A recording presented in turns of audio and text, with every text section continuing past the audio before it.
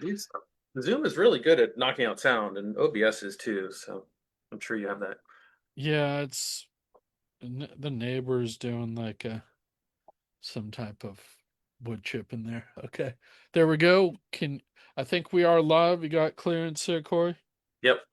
Okay, very good. Well, folks, my name is David Kirsten, and uh, this is my co-host Cory Knott. We're here with Quantum Leap for another episode. And in case you're just tuning in, we do business development issues and talk about really business success principles and share stories of entrepreneurs to showcase kind of what drives them and what makes them successful. But Corey, with that, I'm going to hand it over to you to just introduce yourself. If you have any thoughts on what you like to do here too, feel free to recommend those.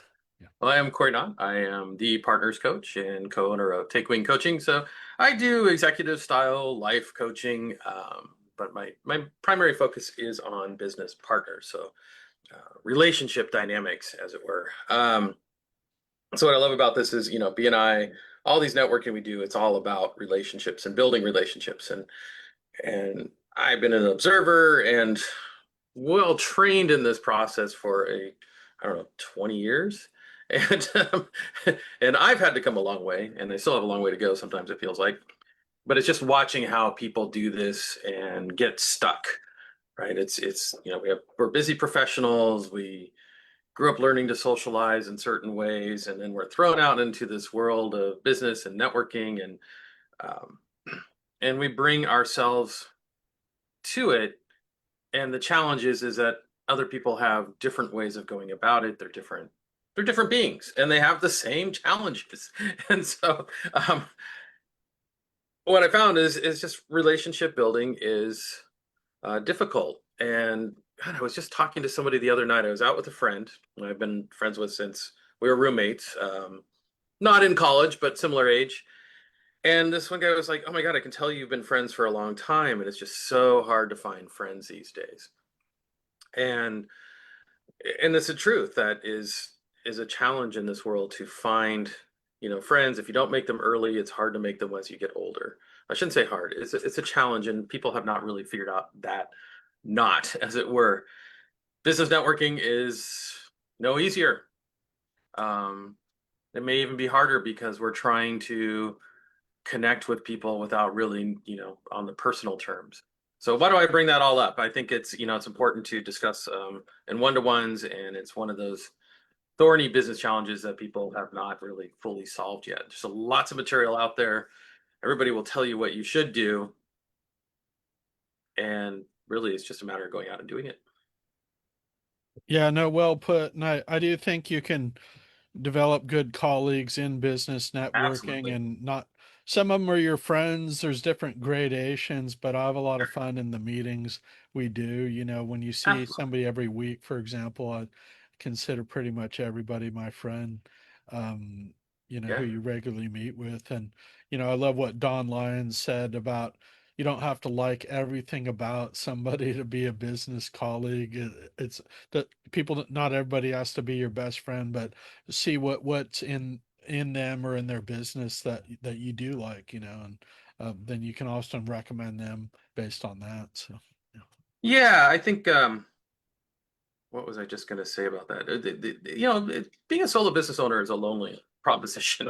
It's a lot of time, off on your own, and you might have employees, but employees you can't really make your friends for various reasons, and you can, but it can be challenging.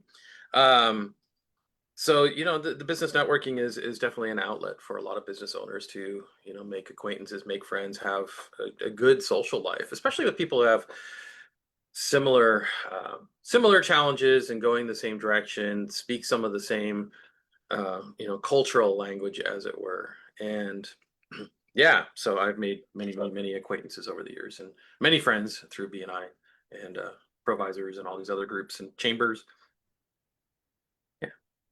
Yeah, and I think what we're going to get to today is actually how to kind of combine the friendship and the, rapport building with actually results in business meetings. And, because we got to do both. I find sometimes in business meetings, we call them one-to-ones and B&I speak. You often want to get to know somebody on a personal level. That's almost the most important thing, to kind of see what drives them, what things, maybe they like sports, maybe they like to play golf. I feel like those connections make a big difference in kind of just finding some common ground with somebody. But you also want to learn about their business, how, kind of who they are, um, goes into their business, kind of what their values are.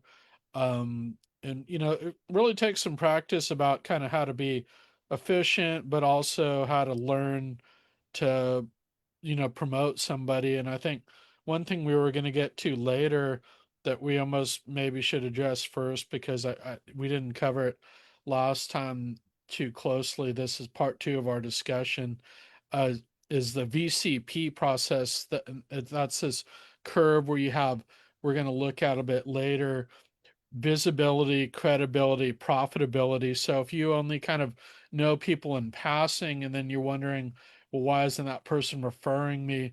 Well, you may think you have kind of a better credibility with them than you actually do. I think we always kind of, I often overestimate it, so to speak, to where you need to do some more meetings with those people often to just make sure they're comfortable referring you. I don't know if you have any thoughts on that, kind of how to kind of get started, developing these credibility and profitable referral relationships. It's consistency. It's a real challenge to be consistent, and I see this over and over again. The people who show up consistently every week. I mean, that's why BNI creates the weekly meeting concept, is that we have this weekly show up and be there. It's not easy to get up early in the morning and go to a meeting and put on your positive attitude and talk to people. But it is that the thing that the credibility comes from people seeing you over and over again.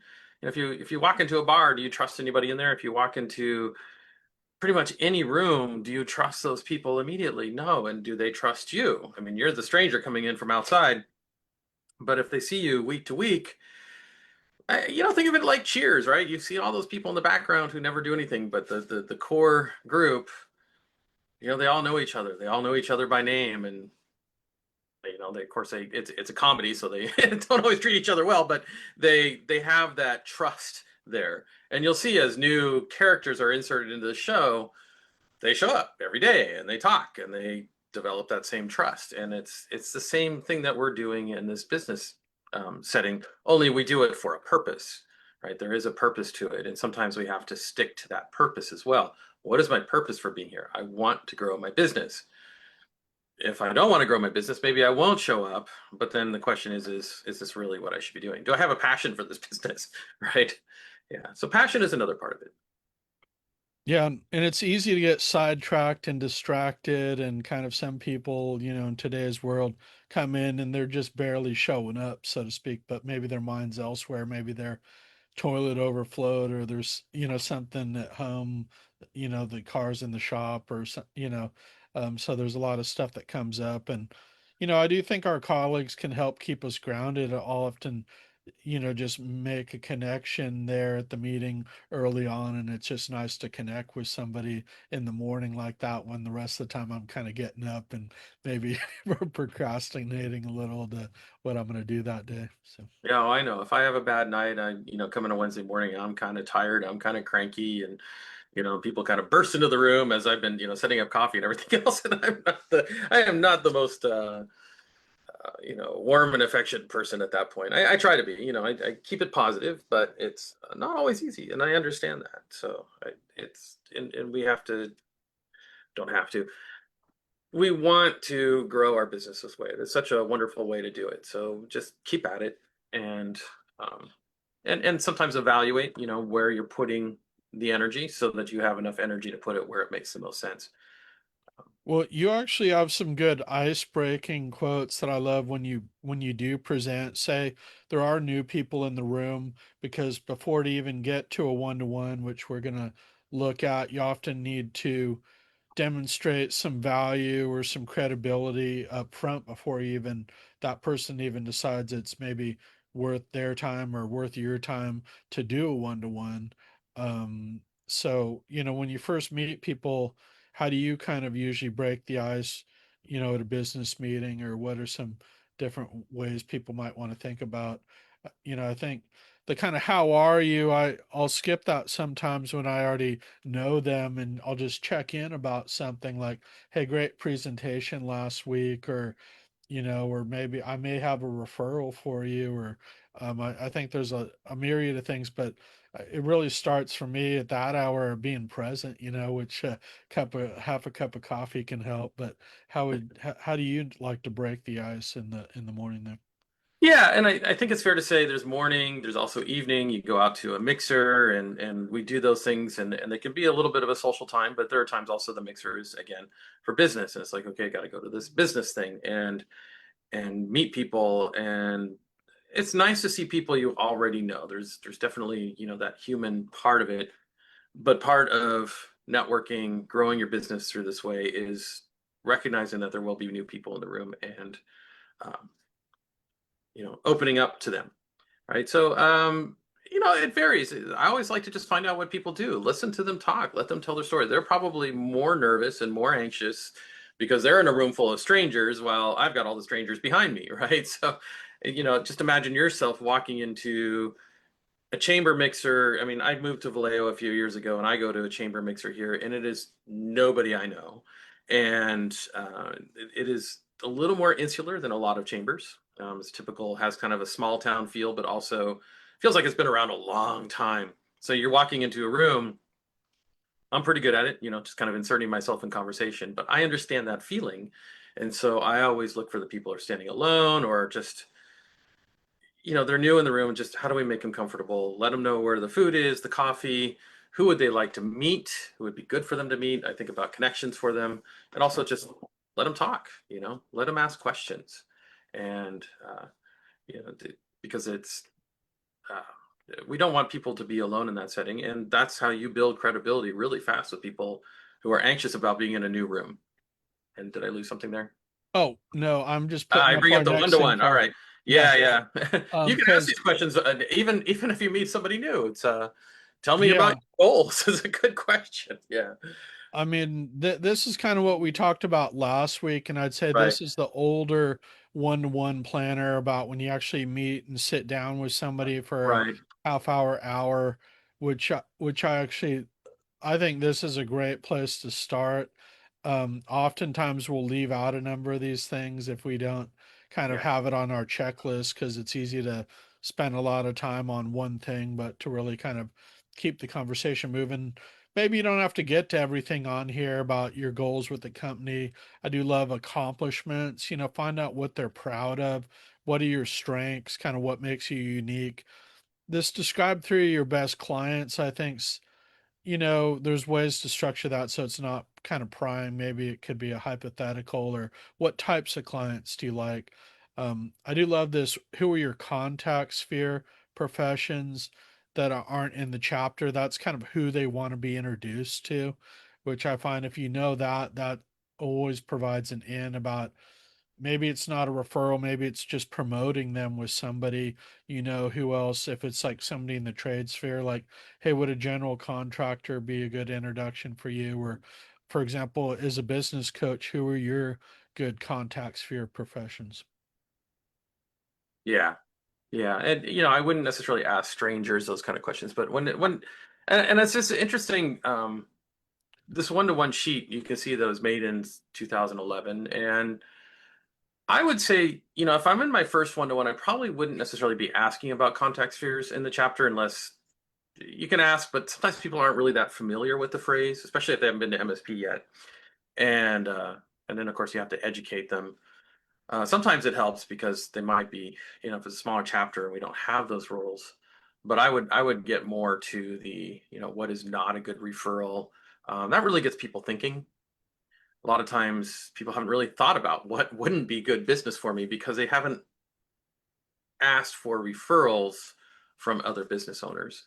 Um, I love that question. Uh, Like, hey, so David, what is a bad referral for you? What is not a good referral for you? I won't say a bad referral, but what Yeah, I a good. mean, I'd say generally, although I'm not as opposed to it now when people say they're like in the middle of some editing project and it's a nightmare and that person wants to know if you can kind of like help out, so a lot of Okay, times, there's um I as a general policy, I say that I don't work with any footage unless I actually shot it, got it.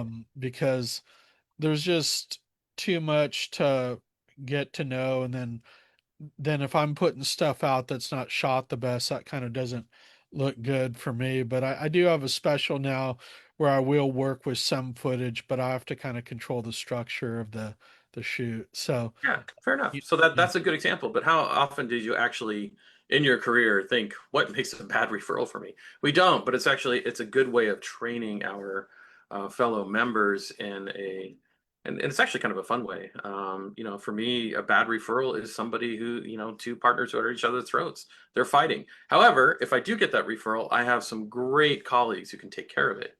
And so, I want people to think of me for referrals, but I also want them to consider that I can't take care of every problem. I work with people who want to get along, not people who want are, ready for a divorce.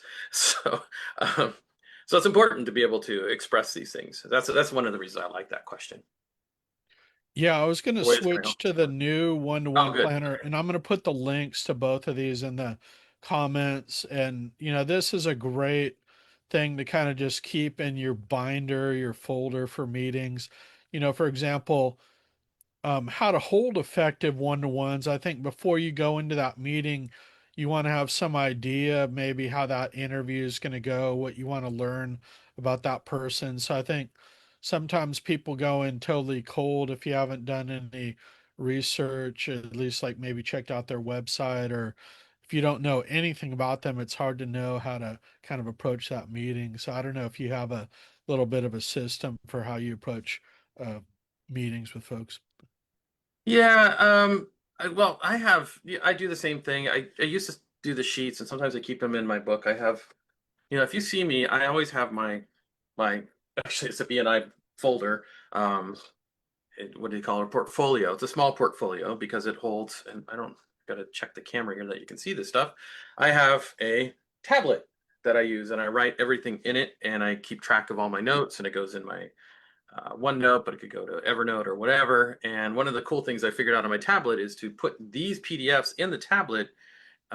It's too much to set up on the screen right now, but it actually will be a template on the screen, so I can write into to the screen those the text from that, right? So when somebody's telling me what makes a good referral, it's in that little section. It's kind of cool. Um, so Yeah, yeah, that's having cool. having paper in front of you is great. I just find that my handwriting is I like to keep things electronic.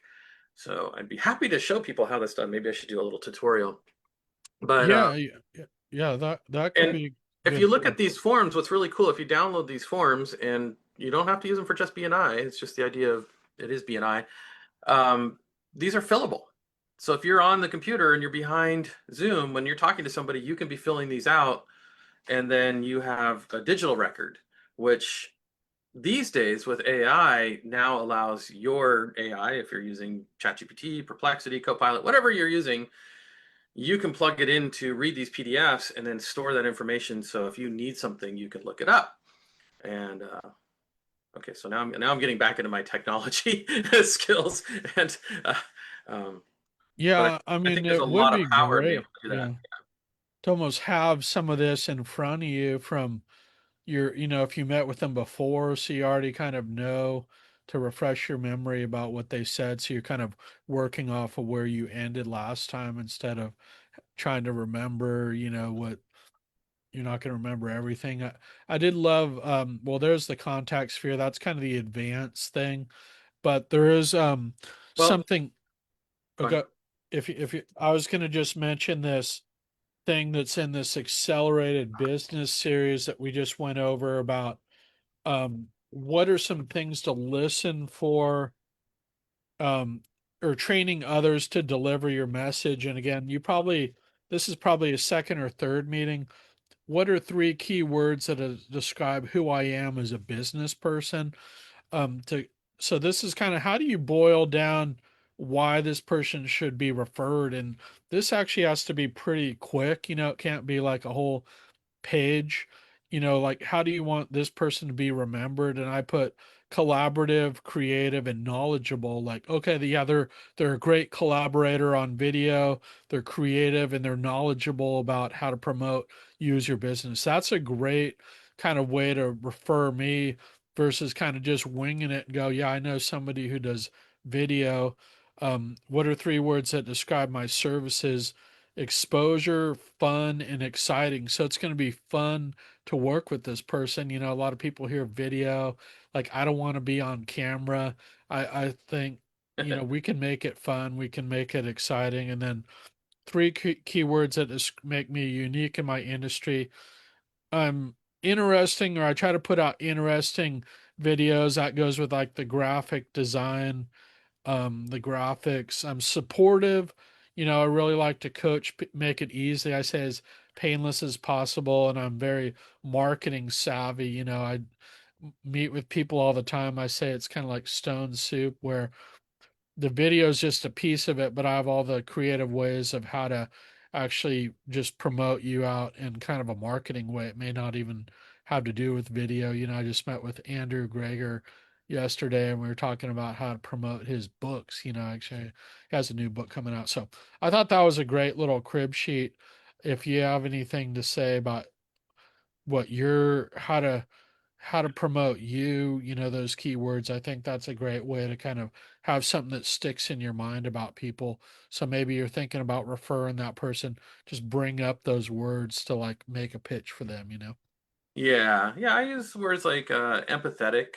I like wise because I think that and I've had people say, I have a deep wisdom about people. I can't say that I'm wise always about my life, but I'm good at really kind of having an in-depth understanding of where people are and allowing them to be who they are. And you go back to that kind of likable thing. I've always believed that it doesn't matter if I like somebody because I have my values, I have my own way of being, but I can let people be who they are because in when you're dealing with partners and people who need to treat each other as equals, people have to be who they are. And can't have a bias about that. So I'm unbiased, unbiased, empathetic, wise. These are things that are very unique to the style of coaching I do. Yeah. Yeah, yeah, no, agreed. And that's what really makes you unique as a coach. I think a lot of some coaches, ideally you want to come, that's a little bit longer discussion. And we do have our guest for 11 a.m. here. So we're going to wrap up this segment and, we'll return to this topic at some point. Sure. But thanks for joining us, everyone, for this Thank first you. segment. Give us a couple minutes. We'll be back with the next segment of Quantum Leap with Peter, caterer, who's a very interesting catering business. So we'll see you soon. Thanks.